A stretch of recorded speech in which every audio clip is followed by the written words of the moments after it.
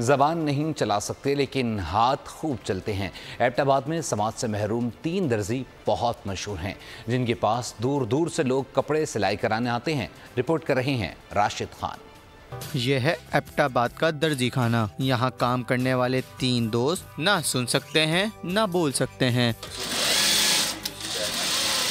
लेकिन अपने काम में बहुत माहिर हैं। इशारों की जुबान में गाहक की सारी ख्वाहिशें समझ जाते हैं और फिर ऐसी सुथरी सिलाई करते हैं कि जो एक बार आए वो बार बार आता है। ये नाप वगैरह भी खुद लेते हैं, सारा कुछ कटिंग भी खुद करते हैं। ये अल्ट्रेशन होती है सबसे, हमारे प्लाजे की बहुत ज़्यादा अल्ट्रेशन होती है, कोट की, पैंट की, वेस्ट कोट की, शलवार कमीज़ की, शर्ट की, यार काम ये कर सकते हैं। ईद के दिनों में ये डबल शिफ्ट लगाते हैं, रात को भी लेट आवर्स तक काम करते हैं, सुबह भी जल्दी आते हैं, तो बस निज़ाम चल जाता है। 3 दोस्तों ने किसी पर बोझ बनने के बजाय हुनर सीखा और अब मेहनत से काम कर रहे हैं। ईद के दिनों में डबल शिफ्ट भी लगाते हैं।